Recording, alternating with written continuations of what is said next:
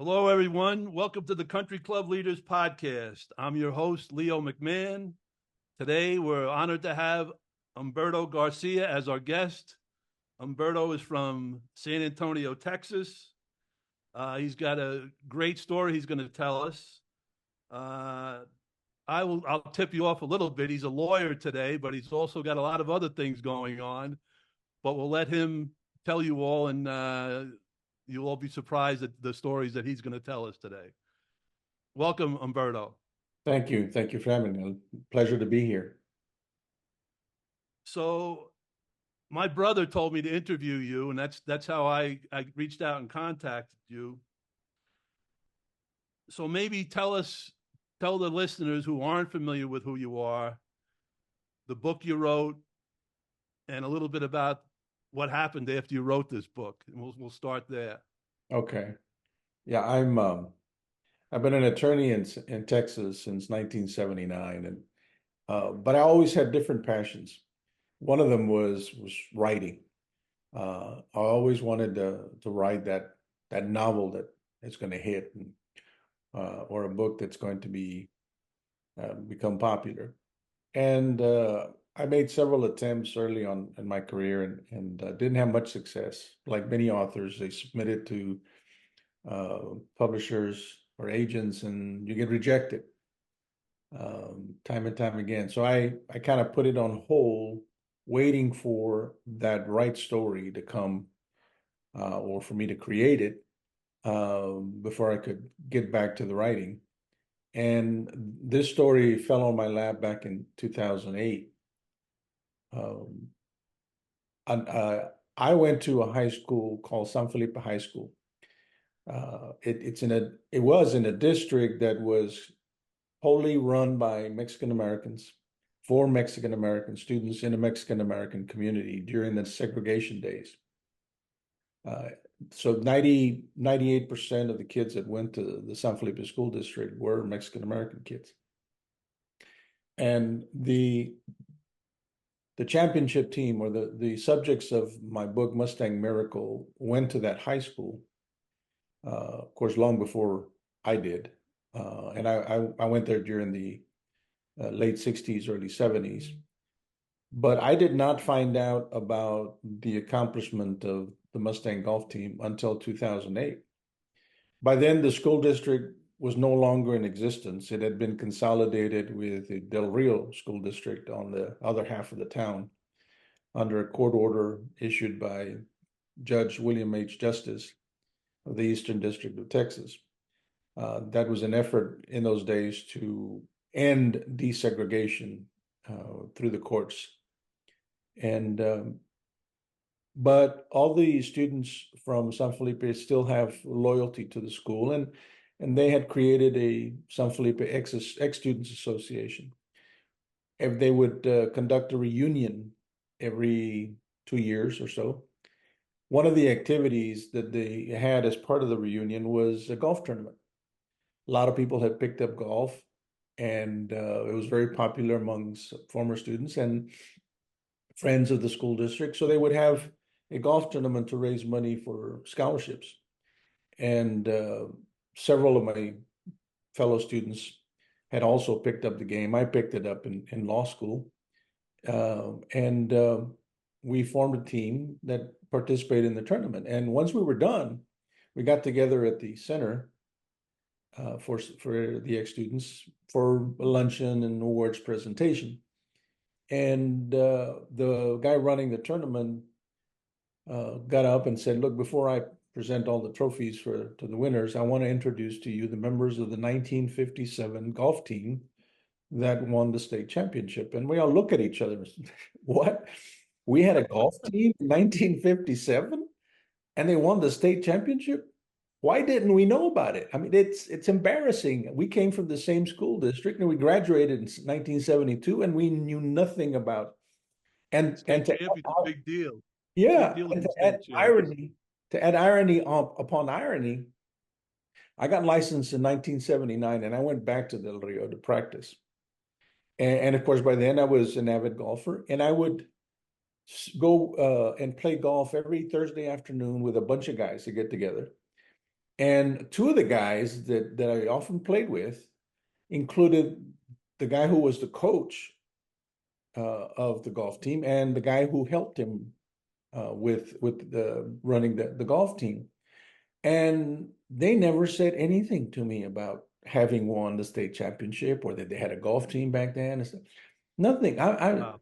I was completely in shock in 2008, but the light bulb immediately went on in my head. I said, "Oh my goodness, this is the story I need to write about." And I approached the guys. By then they were in their mid 60s, early 70s. And I asked them if they would be willing to sit down with me, talk about their experience. I wanted to know a lot of details because I wanted to write their story. They were initially skeptical because apparently some lady had previously tried to write the story but never did and disappointed them. But I promised that I would, that if they gave me the chance, I promised I would tell their story to the world. And they agreed. And I made arrangements with them to sit down, ask them questions, and we talked for hours and upon hours. And I videotaped them and got a lot of details about their experience, and then began writing Mustang Miracle. And it took me about 9, 10 months, and then it, the book started going out, and it became popular in Del Rio. Of course, everybody was following it, and everybody that read it kept telling me the same thing. Humberto, this story has to be a movie. So they got to make a movie out of it. And that's the end goal. And in 2011, I went to Hollywood uh, for an event called Pitch Fest. It's an event arranged by the publisher where several representatives of different production companies get together, and it's somewhat like speed dating. You go and sit down with a representative of one company and you pitch your story to see if they're interested in making a movie out of that story. And we were allowed five, I think, um, sessions with the representatives. And fortunately, when I got back, the response was pretty quickly and positive because there was one production company that was very interested in doing a movie of it. Um, they didn't end up doing it for various reasons. Um, and then a second company all picked up the option after the first one expired and didn't do anything with it. So the guys are getting older. We lose one of them in 2014, and that was Man. very disappointing. I took that very difficult Yeah. because I hadn't kept my promise to him to get the movie out before he passed away. Right. Um, and then, as fate would have it, an individual uh, who I had previous contact with. And let me tell you, I tell a lot of students that I speak to is, look, one of the lessons in life is always be nice to everyone you meet. Okay, you don't have to go out of your way and stuff, but treat everybody nicely. You never know what will happen in the future. And I told him my life is an experience is a perfect example of why it's important to be nice to people that you meet Great along. lesson, man. Great lesson. In 2002, I was part of this law firm. I was one of the shareholders in the firm, and somebody referred to me a student, a third year law student at St. Mary's Law School, said I should interview him for a law clerk position. And I did. I liked him. I talked to my partners and said, look, we need to hire this guy. He's in his third year at St. Mary's, and we need a law clerk for the years. They agreed. We hired him. He worked out fine. He was very smart, very good at the work. And when he was done and just graduated, I convinced my partners to offer him an associate's position. And so I called him in my office and I sat down with him and said, "Hey, Javier, we we love your work. Uh, we think you'd be a great fit in our firm, and we'd like to offer you an associate's position." He tells me, "Thank you very much, Humberto, but I am not going to practice law." And I was astonished. I said, "You just spent 3 years going to law school. I mean, that's not easy." He said, "Yes, but I only did that for my parents. They wanted me to go to law school, just like my brother, but I have no interest in practicing law. In fact, I'm not even going to take the bar." And I asked him, "What are you going to do?" I said, "I am going to Hollywood. I want to get into movies and I want to get into acting, so I'm going to Hollywood." I said, "Okay, best of luck." This was in 2002. In 2017, I get a call out of the blue, and he said, "Hey, Humberto, this is Javier Champa. Do you remember me?" I said, "I sure do. How are you doing?" I said, "I'm doing great. I started this production company and I heard about your story. Got a hold of Mustang Miracle and talked to my partners and we love the story and we think it'd be a great story for a movie." And I said, "That's great." But at that time, the second production company had the option. Uh, and he asked me if it was still under the option. I said, "Yes, unfortunately it is, but he hasn't done anything." And this was in about April or May of 2017. But I told him, says, at the end of June, his term expires. He's got the option to renew for another year, but I don't know if he's going to do it. I said, "Okay, well, tell you what, I'll call you in July." July came along and he said, "Well, did the guy renew?" And I told him, "No, he didn't renew. I haven't heard from him." I said, "Well, then is Mustang Miracle available?" I said, "Yes, it is." And he says, "Well, let's talk." So we did, worked out an agreement, and he was the one that began putting it together. His name is Javier Chapa. The company he started was Mucho Más Media, and he got rolling and rolling. And then by 2019, uh, late 2019, he said, "I've got everything lined up, got the investors, we're ready to go. We should start filming in early 20." Well, you know what happened in 20, Right. COVID. And so all the investors are saying, "Wait a minute, why are we going to make a movie if nobody's going to theaters?" So that set us back. And then they discovered Netflix. Netflix took off during COVID because people could stay at home and watch movies. Right. In fact, they produced one movie that was released through Netflix and it did very well. So they decided to get back on board and they said, "All right, we're going to do the movie." And they started, they got the director, they got the screenplay. And by 2021, they got everything lined up. And he calls me and says, "We're going to start filming in June of 2022." And they did. Wow. Quick. Yeah, Once it they got rolling, it was quick. once it got rolling, it just took off. Finished filming in July, early August of 2022, and then by March of 2023, we were at the South by Southwest Film Festival premiering the movie. To great response, and negotiations started for the distribution of the film, and then the writers and the actors strike hit.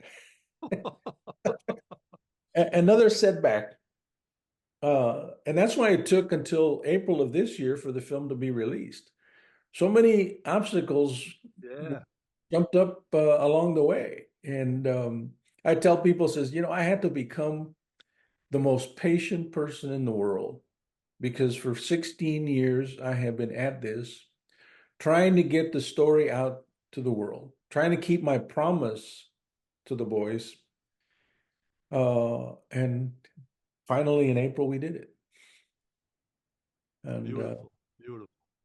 So Now, it's was Walt Disney involved in the movie at all? I thought I read no, somewhere that no. no, no. It was fifth season is the company that partnered up with Mucho Mas. Okay, And, they they put it together. Um, it was well received. I mean, we've had special showings. We had a very special showing in San Antonio that we organized in conjunction with the Mexican American Bar Association of San Antonio. And we used the showing to raise money for scholarships and also for Mucho Mas's foundation to cover the cost of sending kids all along the border to go see the movie. So it started in San Antonio in March, and then of course in Del Rio. Del Rio had a big showing. Um, it was very well received. right, right, right. And Yeah, I saw the movie, and like we were talking before we hit the record button. I grew up in New York, and New York has its own set of hardships for low income people and people of color. And you're from Texas, and there's a whole different set of hardships yeah. for low income people and people of color in Texas, which I'm not familiar with, but you certainly are. So if you could take our listeners back to when you were a little boy and how this all started. Okay. Um, my grandfather was part of a family that lived out of Waco, and my grandfather was working at a ranch farm in a little community called Coolidge, which is just east of Waco. But for several reasons, ended up taking the family back to Mexico, to Ciudad Acuña in Coahuila, Mexico, just outside across the Del Rio border. And my dad insisted that every one of his kids was going to be born in the U.S. And even though he was with my grandparents when he married my mother, um, when my mother was ready to deliver me, she made sure that she was brought back to across the border in Del Rio, and I was born in the U.S. Um, but I was part of a family that was quite poor. My dad was a sheep shearer. Uh, Essentially, what he would do is he would trim the wool, shear the wool from the sheep and goats. And he was part of this contractor that would go all throughout the mountain states, Idaho, Montana, Wyoming, Utah, and they would contract with ranchers and they would go set up camp, shear their sheep, and then move on to the next one. He would spend out of the 12 months of the year, he would spend seven away from the family. Wow. And he would send money weekly for my mother to buy groceries and all the other stuff. Um, he, along with a couple of friends, built the house that we lived in Del Rio. And then when he was done, roughly late April, early May, he would come back, and then it was time to take us to the fields around Hereford, Texas. And the first time I went, I was 5 years old, and put us to work. My brother was 7, I was 5, and we helped him pick potatoes, onions, carrots, cucumbers, um, from sunup till sundown during the months of uh, June, July, and August. But they were very adamant that the only way that they could break the cycle of poverty was education. So they would never take us out of school early to go work the fields, and they would never come back late. We would come back a couple of days before the new school year began, and they made sure that uh, we went to school. And so they ingrained on us the idea that the only way out of that was education. And I Man, took it to heart. what great parents you must have had. Yeah, yeah. Even though they only had a third grade education, Right, but they were they were wise enough to see that unless their kids went and got an education, they would be doing the same thing they were doing, finding right, some right, right, difficult, laborious work that was not going to generate a significant amount of income to break out of poverty. right. And um, so I was determined. I was going to get an education, and as one final lesson that he wanted to teach us to make sure that we were we were going to continue our education when we were seniors, my brother and I. And before we went to the fields in Hereford, we went up and met him. And for 2 weeks in Wyoming and Montana, he put us to work gathering the wool that the sheep shearers sheared from the sheep. And I thought farm worker, picking potatoes and picking onions was hard work, and it is, but it didn't compare to how hard gathering the wool. Wow. Uh, you're constantly bent over, you're gathering the wool into a ball, essentially, and then you're tying it with the twine. And I had never seen so many blisters in my hands during as I did during those 2 weeks. And at the end of those 2 weeks, um, he sat us down and he said, "Look, I brought you up here to do this because I want to make sure that you go to college. Because if you do not go to college, then this is the college that you're going to go to. And I don't want that for you, but if you don't if you don't go, then that's what you're going to end up with." And said, I told him, so Dad, if that is your end goal, you didn't have to bring us. I was already determined to go to college. So don't worry about it. Uh, and I was fortunate enough to finish second in my graduating class. So I got some scholarships and grants, and I got into the University of Texas, um, and received what I think was a very good education, both undergraduate and law school. And it is Now that was a good story there. Just getting into the University of Texas. I guess your guidance counselor. Tell us that story. actually I went my in about March of my senior year in high school. The counselor called me up to his office and he says, "All right, look, I'm working on this report for the school district. We need to indicate what students are going to college, where they're going to, whether or not they're going in the military, whether they're going to do nothing, whatever. We need to submit a report. And so I need to know what your plans are." I said, "Well, I want to go to the University of Texas." And he laughs. And he said, "Oh, no, no, no, no." And I said, that's that's not an attainable goal. Oh, you need to set your sights on something different. I said, "No, no, I'm going to the University of Texas." I said, "No, no, no."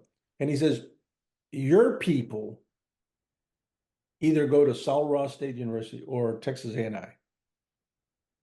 And so that's where you need to go. You choose between those two, and I can help you with all the documents you need to submit." And I said, "No, sir, I am going to the University of Texas."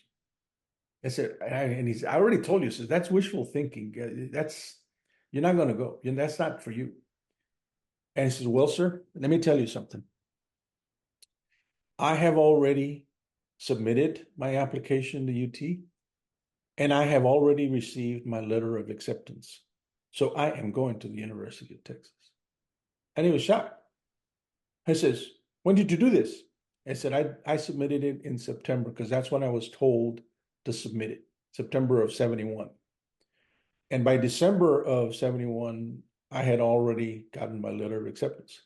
Now, at the time that applied for the University of Texas, I applied to the pre-dental program because I was going to be a dentist. And so I'm getting ready to be a dentist because that's what I wanted to be. And then two things happened almost simultaneously. In the spring of 72, a friend of mine who was on the debate team, the high school debate team, came over to my house on a Wednesday evening and he said, "Look, Humberto, I need a debate partner. My partner just quit. We have a tournament this Saturday in Texas Lutheran University, and I need a partner." And I said, "Look, I don't know anything about debate." I said, "Yeah, but you've done some public speaking. I had done some public speaking contests and did well on them." I said, I'll teach you the material and stuff." So he convinced me to do that. And we spent that Wednesday evening, late Thursday. Um, we played hooky from high school with the coach, the debate coach's blessing. And we spent all day going through the material, getting ready for the debate on that Saturday and Friday again. And then Friday evening, he drove us up to Seguin and for the debate tournament on Saturday morning. The first debate that Saturday morning, we got our butts whipped by two girls, the team of two girls. But even though we lost to them, something clicked inside of me that said, "Hey, this is fun." And we were determined to do better, and we did. We won the next debate, and then the third one, and then the last debate, we ended up in a draw. And so I came home very happy. The thing that we were debating was whether or not the jury system in the United States should be substantially changed. That was the topic. And so it was about law. And of course, we're arguing about issues, legal issues. And I came home that Saturday evening, and there was a letter from UT waiting for me. I opened the letter, uh, and it said essentially, "Welcome to the pre-dental program, et cetera, et cetera, et cetera. We look forward to seeing you in the fall. So, but we noticed that you have some deficiencies in math. And we need for you to register for calculus, um, quantitative analysis, and qualitative analysis, because you're going to need that for your pre-dental program." And I panicked. I couldn't sleep that night because math and I had never gotten along. I barely got by algebra. And I panicked. I couldn't figure out what to do. And by the time Senda came around, I just had decided that I was going to change from the pre-dental program to the pre-law program.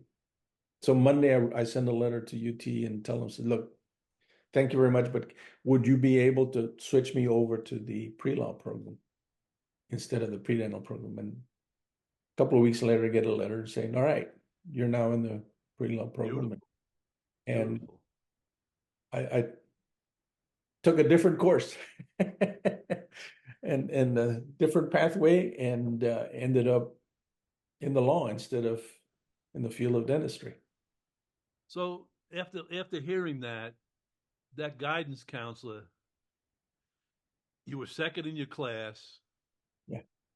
You got a tremendous work ethic, and this guy's telling you, "No, you can't go to University of Texas. You're going to go to these other places." That Yeah. had, that Yeah.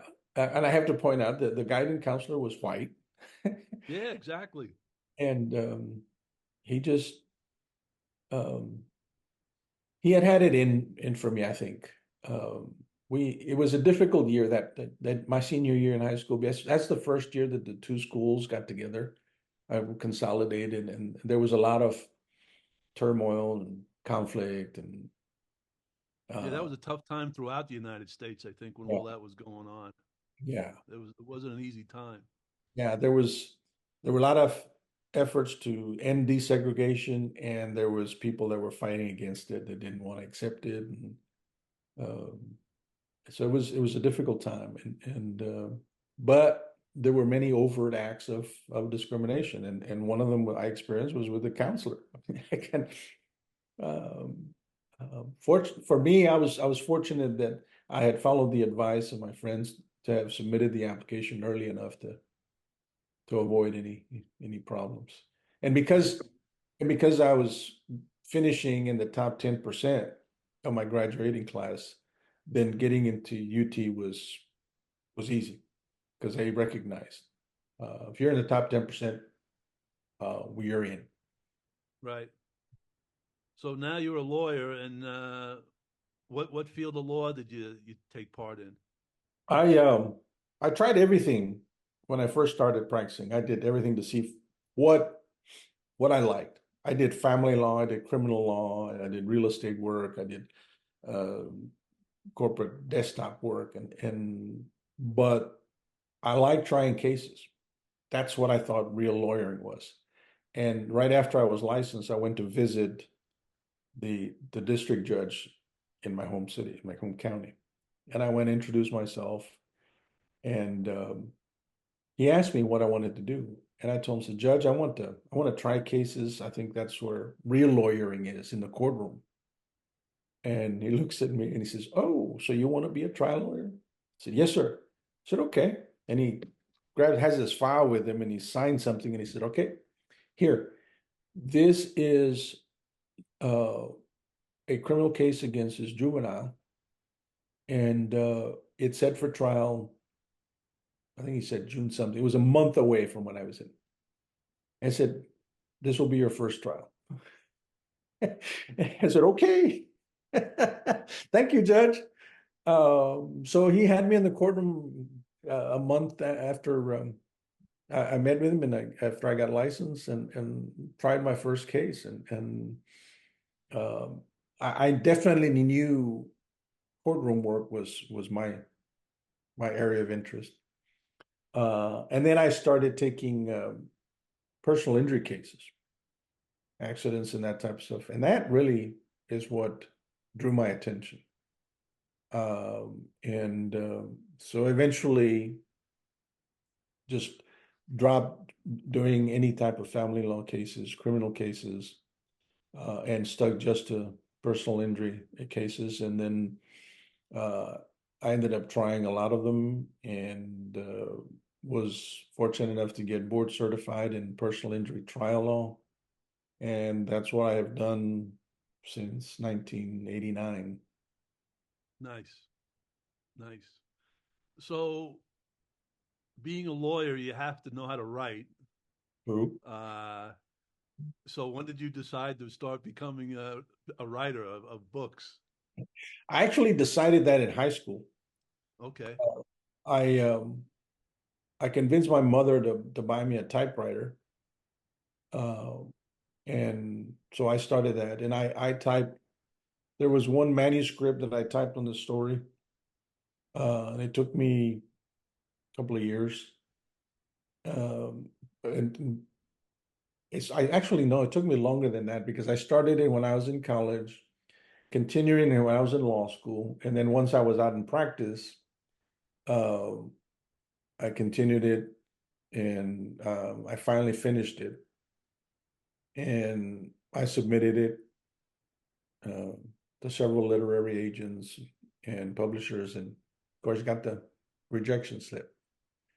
Um, at the time, it was a story about Mexican Americans, and the agent said, "Yeah, that's it. While it's an interesting story and it's well written, um, it would be the audience would be very limited, and I don't think publishers would go with that. Plus, it doesn't have enough sex and violence." Okay. So in until I ended up getting the golf story, I would start something and it just wouldn't. I just couldn't continue it, and then start something else. Different ideas that I had on Right. different and stuff. Uh, so that was always with me. The idea of writing uh, always was with me, and I didn't get that break until the story of the golfers from San Felipe came to me, and since then I've written two others, and working on a couple of projects now. I've been approached by different people to write about their story, and some of them are interesting, but don't have the potential impact that Mustang Miracle had, or the story told in Mustang Miracle would have. Now, So, you just said something interesting. You know, from a business background, I was taught find your target market and go for that specific target market. And whoever picks it up outside that market, great. But you focus on one little narrow market. But it sounds like in writing, they want you to pick a larger market when you write something. yeah, publishers have a different notion about their market has to be wide open worldwide, because otherwise they're not going to make any money. Right, If they right. sell only to a limited market, uh, then they're not They're like, not interested. yeah. So, So as a lawyer, you have to write in a very factual manner. Does that make it difficult when you're writing novels, no, um, the or way does it help? it helps somewhat, but what I do is, I sit there and I envision the story, and I'm seeing it. I first see the story in my mind as it's going, and all I'm doing when I'm writing is describing what I am seeing. Um, and so that, to me, is different than legal writing. Um, Legal writing is more complicated. Yeah, you're some of it is facts, but it's the application of those facts to the law, that generate your briefs or your motions or whatever. And so it's a little more formal. But I try to stick to the storytelling style when I'm writing. When I wrote Mustang Miracle or Kilhaven Farms or Ricobar's Death Wish, the other two, it's that's that way I do. That's my method.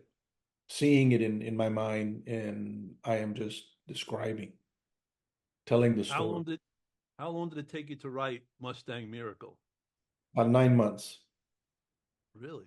And how many times did you rewrite it till you got it where you wanted it? Um, I would, several times. What I would do is, in order to get myself to do it, and part of keeping my promise, I made a commitment that I would write at least one page a day. Write it sometime during the day, and then uh, the next morning edit it, and then that evening write another one. At least Okay, one page a day. One page a day. Sometimes I'd write several pages when I really got rolling and I couldn't stop. But at least there was one page a day. okay. And when I finished, and I would show the page or two to my wife, and she would have some comments. I said, "Well, you could have said this way," and she said, "Yeah, you're right. Okay." So she was kind of my informal editor. Right, right. And then when I finished the manuscript, I sent it to all of them. And I said, "All right, we're going to get together after you've read this, and then you're going to sit down and tell me whether you like it, whether I should add something, whether I should take something out, or whatever." And we all said it in my dining table one day after they had all had a chance to read it. And by then they were all excited and said, "Yeah, what?" That must have been a good meeting. Oh yeah, it was fun because we started early in the morning because I had them over and staying at the house. We started early in the morning, and we sat down and talked about each little chapter. We added some things, we took out some things, we said some things differently. But I wanted to make sure they were all satisfied with the the story and the way it was written. And when they said yes, we went and played golf because by then they were Beautiful, all still playing golf. beautiful. Yeah. So you're a PGA member also, Umberto? No, no. I was a member of the South Texas PGA because I was playing the Senior Tour Series, which is a mini tour. Um, I Okay. I played it for almost 10 years, but I also played another mini tour. When I first decided I was going to try my hand at playing professional golf, I did two things. I played qualifiers for the Champions Tour, and I also played a mini tour called the Heartland Tour. The Heartland played, it was limited region.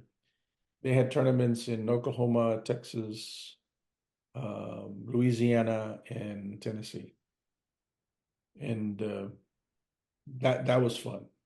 Um, So I saw you made a little bit of cash playing as a senior.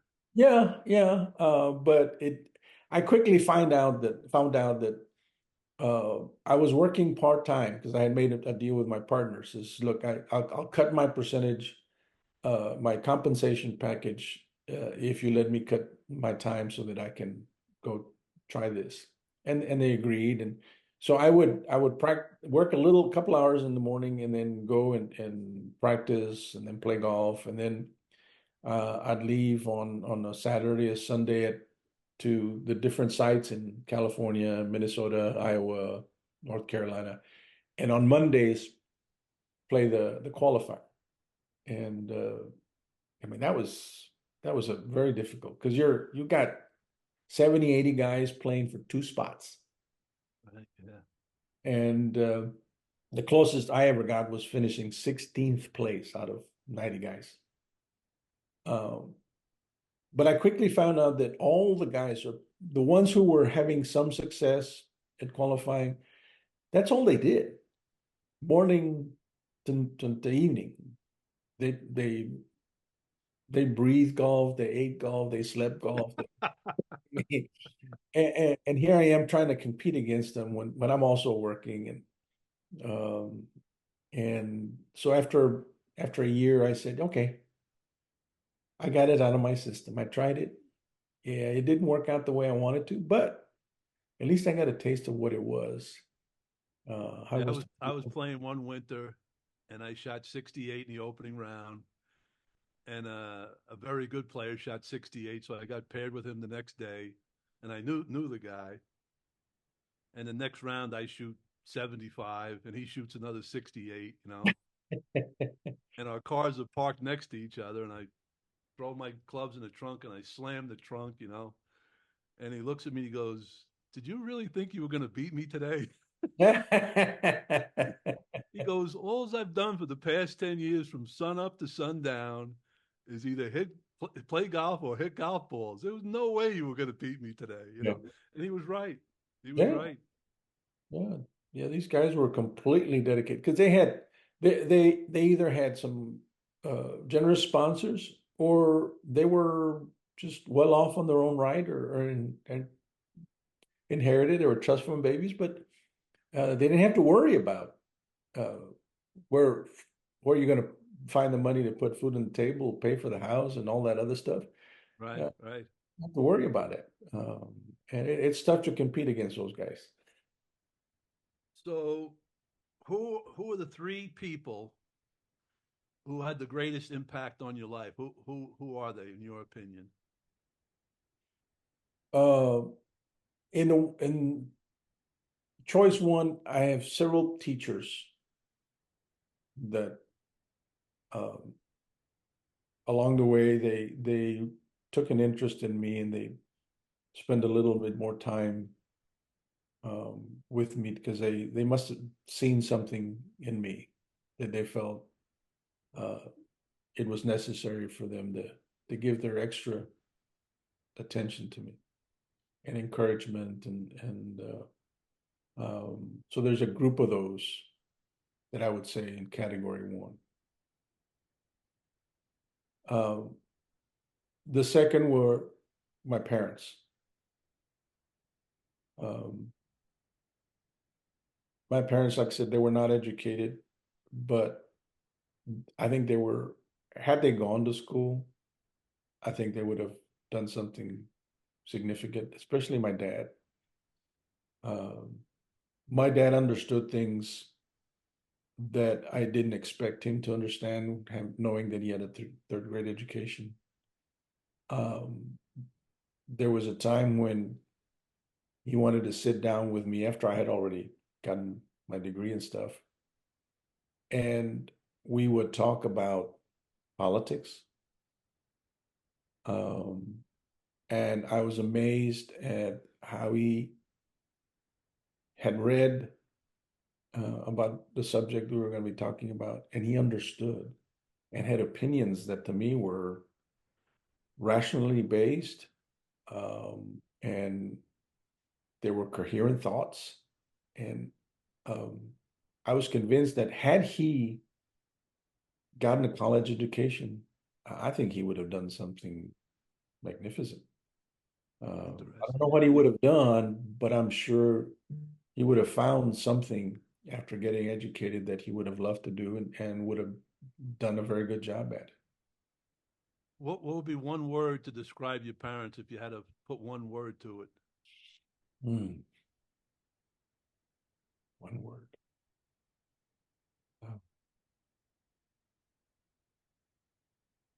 Well, one word for your father, one word for your mother. How's that? Um, my mother was devoted, devoted to her kids. Um, and yeah, Great word. devoted because um, they both made sacrifices, but my mother made extra sacrifices because not only did she have to sacrifice herself to take care of us, she did it on her own for most of the year. Um, and my dad, for the most part, I would say, unselfish. Um, So I like to get three words. And what you said about your teachers, the word was encouragement. yes. Your mother, you said devoted, and your father said was unselfish. Those are three pretty good words right there. Do you find those three words in your life today that you've used a lot? Are you a very encouraging, devoted, selfless Yes, person? I try to be. Yes, yeah. Yeah. That's why I'm firmly believe in being nice to everybody.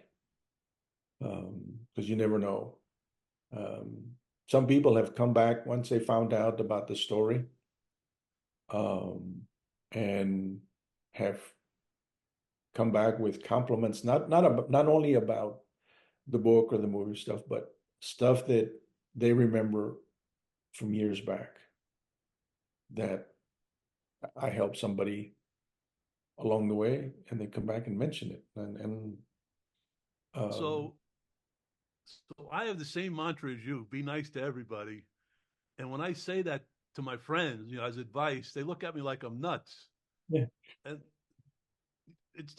I try to be nice to everybody, and I think it's doable. What do you think, Umberto? I think it is. There's some people make it difficult for you to be nice to them, but that's I think your responsibility is to have to make the extra effort, Yeah, yeah. even though they're difficult, and most people would blow them off because they make it difficult to be nice to them.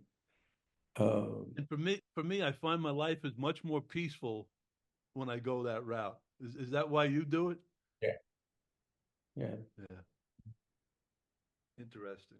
I was when we had the special showing here in San Antonio. It was at a big auditorium, and um, the I was asked to okay, one of the before we showed the movie, I was going to be asked to speak, and the judge that was going to be the one introducing me asked me for my resume, my bio, and what I sent to her was one page with a few lines, and I said he was born in the San Felipe part of the city of Del Rio, Texas in 1955. He was part of a family that were migrant farm workers. Um, He became a San Felipe High School Mustang. He became a UT Longhorn. He became a lawyer. He became a writer.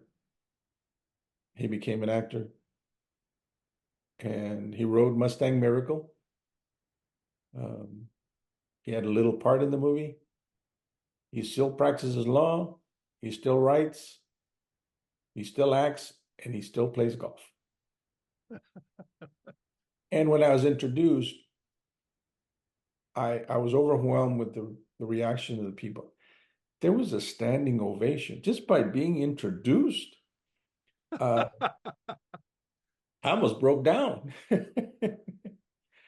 Um, but it's people that were there that I had known for a while or they just recently met, but and it's people that um, felt that I had been nice to them at some point in their lives, and were there to appreciate um, what had been accomplished. Um, What a story. Great story. Great story. Were your mother and father alive to see that or no? no, unfortunately not. They were alive when the book came out, and they were aware of the story, and they were very proud. And every time my dad would go get a haircut or go see somebody, they would always ask me, and what about the movie? When is the movie coming? And so my dad would come and says, such and such asked me about the movie. When is it coming? I said, yeah, I understand. We're working on it. So, but they knew it was in the works. But unfortunately, they both passed away before the movie came out. But I'm sure they would have enjoyed it and they would have been very proud. So, if you had to name your superpower, what would it be? Oh, gee. Um, uh, my ability to perceive and understand. Can you go into that a little further? Yeah, I can. One of the things that I think my training in law school provided me with is the ability to perceive things that arise in front of me, quickly understand what they are, and then quickly react to address what I'm seeing. And that training comes from not only trial tactics courses, but actually experience in trial. Because when you're in the courtroom, uh, some witness says something, somebody objects, you got to immediately assess whether the objection is proper, whether it's not, and you got to respond to it very quickly. And I noticed that has translated into particularly golf. I noticed that more um, because I'll hit a shot and it doesn't go the way I want it to, and I immediately perceive why it went that way, why it went awry, what I did wrong and stuff. Or when I've hit the ball and it's time to hit the second shot, um, I can immediately determine how far I had to hit it, how I have to hit it, and with what club I have to hit it. And all that happens very quickly. And I notice that I have to control my exasperation with playing partners when they take a lot of time trying to figure out, okay, how far am I? What am I going to do? How do I have to hit it? What club I have to use? And I can see the clock. The time is clicking. It's clicking. What I'm waiting for them to make that assessment. Um, and I have to catch myself and not show my frustration or exasperation with how slow they are at perceiving and reacting. Um, but it's part of my training. That's why um, I love the game. It actually the game got me through law school. And if you want to hear that story, I'd be glad to tell you that. Yeah, yeah, go ahead. Yeah, I'd love to hear that story. Yeah. How I did you was get not into a it? golfer. Never. I lived across the highway from a driving range, and I always figured out what it was. And then my cousin had me help him go pick balls at a driving range, but I never really had any appreciation of the game of golf. If I saw it on TV, I would ask my brother, my dad to change it because golf was nothing. My first semester at UT, we were gathered at the auditorium, and the dean was talking to us about how they had spent a lot of money and effort getting us into law school, and they were not going to allow us to fail. And they were going to do everything to help us get through. And one of the things that they did was assign us to a study group. There was four of us, two guys from El Paso, one from Austin, and myself. And our role was to get together when we were not in class, and we would read the cases together. We would analyze them together. We would talk about issues together. We would talk about the conclusions and all that stuff. And that's all we did, several hours every day. And after about 2 weeks of doing that, you're talking about 6, 7 hours a day, and then class time. Uh, One of them, his name was Michael, and he closes his book and he said, I can't do this anymore. My mind is mush. I just can't absorb anything anymore. I need a break. And he turns to the other guy from El Paso. His name was Robert. He said, Hey, Bobby, let's go play golf. Yeah, that sounds like a good idea. And then they turned to me and said, Hey, Humberto, let's go play golf with us. I said, Nah, man, I don't play that sissy game. No, no, no, no, no. Come on, come on. I said, Look, I don't know how to play it. I don't have any clubs. I just don't know what to do. I said, No, no, come on. We'll show you the basics, and we'll teach you a little bit so you can, but we need to spend some time, sis. So finally convinced me. I said, Okay. The fourth guy completely said no. And about a mile and a half or so from the law school was a little public 9-hole course called Hancock. And we went there, and they teach me the basic grip. And we're talking about 70. So they're still persimmon heads or wood heads. There are no metal clubs in it. And I'm trying to hit the ball, and I'm whiffing it. I'm catching a little bit of the ball. I'm topping it. And it's just frustrating. And for some reason, on the sixth hole on the tee box, I take the driver and I swing and I hit the ball and I catch it on the screws, as they say. And the ball took off. A beautiful flight, just straight, and it rose up in the air. The sensation that I felt in my hands and my brain was something I had never experienced before. And at that moment, I was hooked. And I couldn't repeat it. But that night, I went to my apartment, and I called my uncle in California, and he was an avid golfer, very good golfer, as a matter of fact. I asked him, I told him I had just had this experience, and what do I need to actually learn and learn how to play?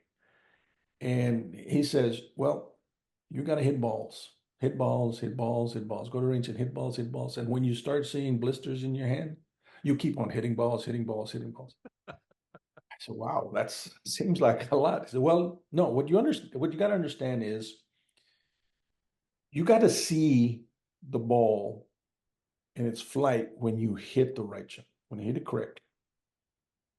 And then you got to hear that sound, because there's a particular sound the contact between the club hit and the ball make that'll tell you it was a well hit ball. And then there's a feeling, a very special feeling. And I go, Oh, yes, I understand exactly what you're talking about, because I had that feeling when I hit that club. And it says, when all three of those experiences are good, then go to the golf course. Because before then, you're not Advice. going to do Yeah, good it. advice. Yeah. So I asked my friends, and we would go to class, do some study work, and then spend a couple hours at the driving range and just hit balls, hit balls, hit balls. And after a couple of weeks, I got the hang of it. And then every Friday, unless something else came up. Every Friday after class, we would go and play. Beautiful.